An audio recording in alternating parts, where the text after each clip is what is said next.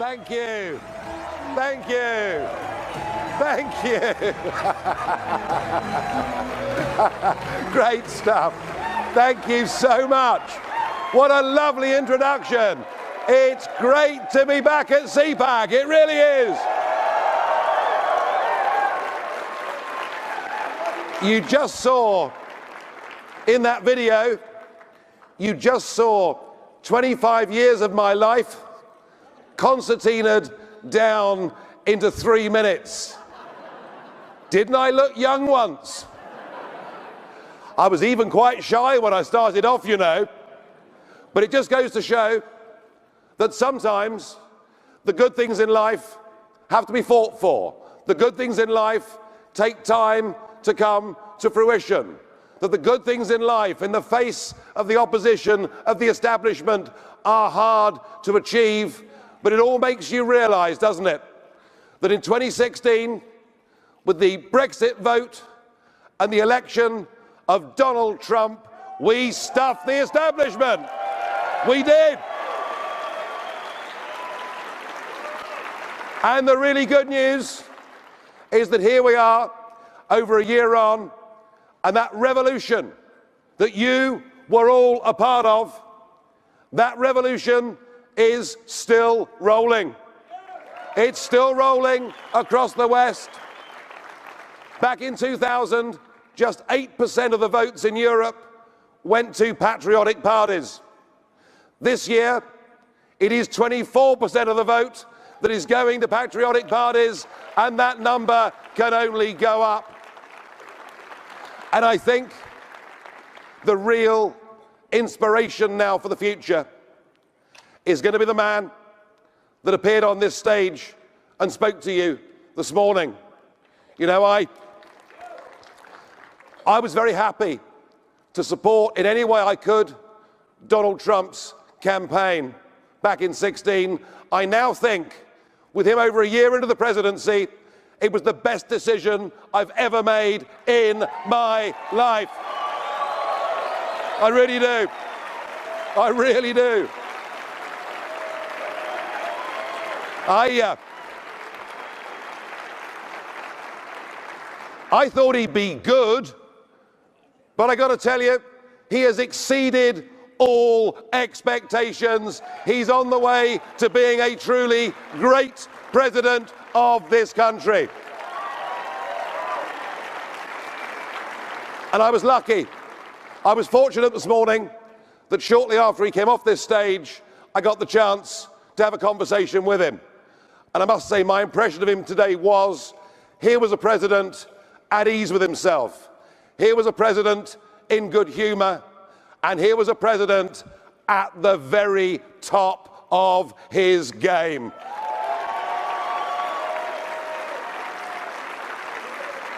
So there's plenty of good news out there, but we must not and we should not underestimate our enemies. The establishment are still not reconciled with those shock results as they saw them back in 2016. The establishment, in some ways, are fighting harder to damage the reputation of the president and indeed to try to delay, water down or stop Brexit. These people will never stop. And you've seen it here in this country, that now the mainstream media have actually become the opposition. They're not objectively reporting news. 90% of what you see on mainstream media in the States is negative about the president.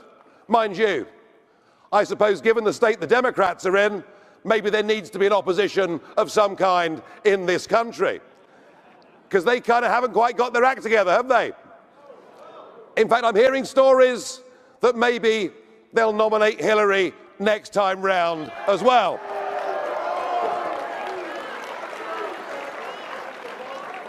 Don't boo, you should jolly well hope they do. He'll win by a lot more than last time, believe me. But it's reached a level where they themselves are now engaged in some of the most bizarre conspiracy theories. If you read centre-left broadsheet newspapers in this country and in the United Kingdom, you will be aware that I too am a person of interest to the FBI. I've read that actually I am at the centre of an international spider's web. I am the one person connecting Trump, Putin, and Julian Assange.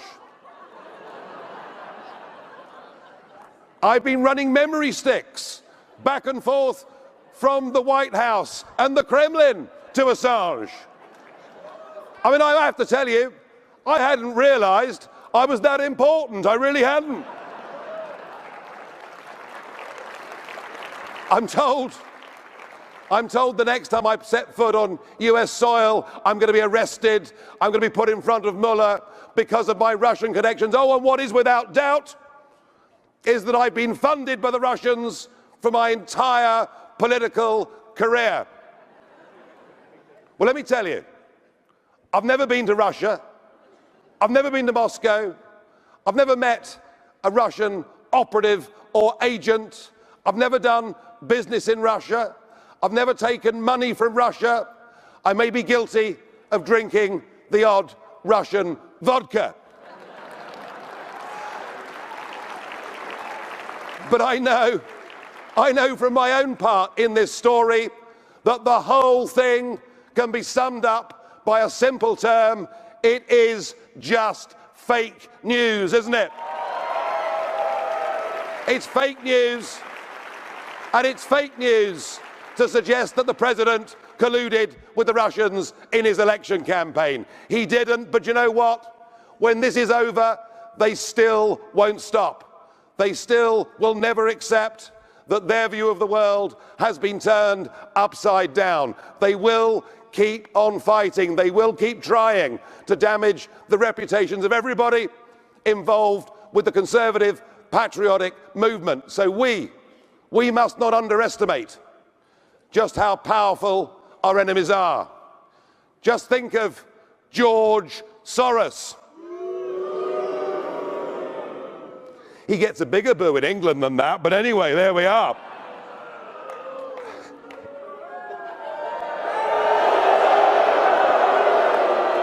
That's more like it. You know, that Open Society Forum, he has put into that $30 billion, not $30 million, $30 billion. And from what I can see, he is attempting to intervene and disrupt in every single election and cause and campaign that is taking place across the Western world. These people don't believe. People like Soros don't believe in the existence of the nation state. They don't believe as we believe, don't we, in basic patriotism and believing in who we are. They don't believe in national identity. They want us to live in a world with open borders. Boo too. Absolutely. That is what they want, and they're powerful, and they keep trying. And you know, I've sensed, and by the way, this is my third CPAC. I mean,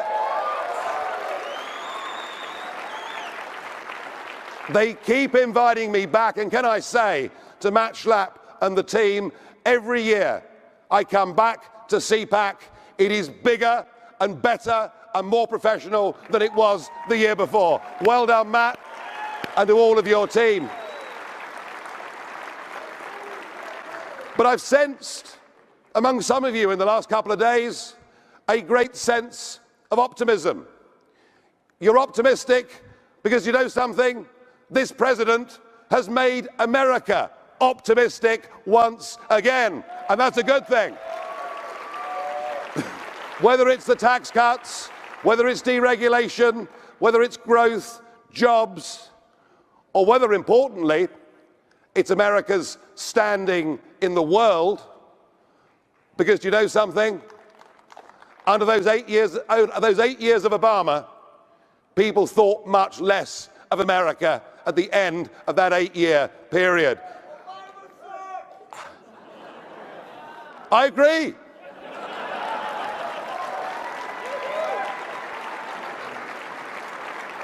But right from that first speech he gave in Riyadh to the one that he gave in Davos, all of those that said he wasn't up to it, all of those that said he'd embarrass himself in America on the world stage have all been proved wrong, have they not? They all have been proved wrong. In fact, I felt he was so full of self-confidence that when he was walking around in Beijing, I thought he was about to put a bid in for the place. So, well, you never know, a few new golf courses, a couple of hotels. I mean, it's always possible after he's been president. But the point is, a lot of you are feeling really happy, you're feeling really upbeat, and the mood music is, do you know what? We were really worried about these midterm elections, but kind of we're not so worried anymore. And you know something? The biggest danger, the biggest single danger to the huge victories that were achieved back in 2016 is complacency. That is the biggest danger that we face. And I would say to all of you, if you want to see the president keep those majorities in the houses, if you want to see the president go on in the last half of this first term, and I emphasize, this is just his first term, isn't it? But if you want to see him in the right position, he's going to need every bit of help and support that you can possibly give him. He's going to need you to get your walking boots on once again and to get out there and deliver those leaflets and knock on those doors and guarantee him a great victory in November 18. So please, please go and help your president move on to even greater things.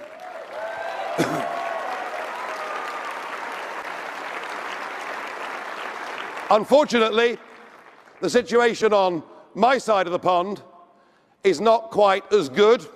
It's not going quite as well as it is here. There is an attempt by that unholy trinity of big banks, big business, and big politics to stop Brexit from happening. We are due to leave the European Union on March the 29th next year.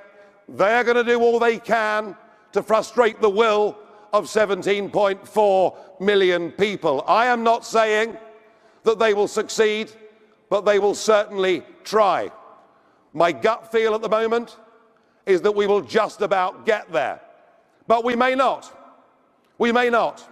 And if they do, in the worst case scenario, overturn that result and insult the intelligence and the decency of the British people by making us have that vote again, then I tell you one thing, I will be straight back in the front line of that campaign.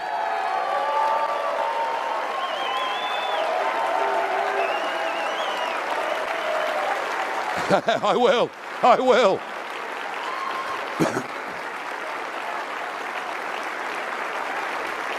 Do not underestimate the power of ordinary people when they get together and go out and try and make things happen. No, I don't want to have to do this again, but if they want that battle to be refought, I'll be back there, and next time from me, it'll be no more Mr. Nice Guy.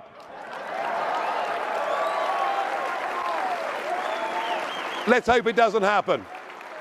But the one thing I do know, and the one thing I've learnt from these 25 years of being involved in campaigns in Britain, all over Europe, in America, the one thing I do know is this, that democracy, liberty, and freedom don't come for nothing.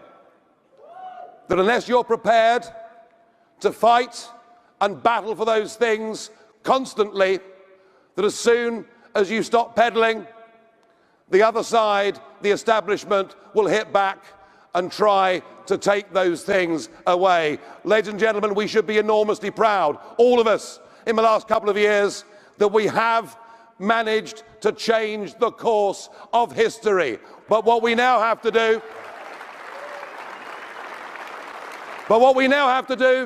is to make sure that change of direction, that change of history, is not just a short-term phenomenon. We've got to keep fighting and keep working to make sure that our victory is permanent. That's what we've got to do. That's what we've got to do. And we can do it. And we can do it. It's what the people all across the Western world want. I hope you've had a really good day here at CPAC. I know you're about to get ready to go out for drinks and dinner and to have some fun. Well, I am, I got to tell you. But I want to say, on behalf of the guests, thank you, CPAC. I hope all of you have enjoyed today as much as I have, and I hope to come back and see you one day again. Thank you, thank you, thank you, thank you.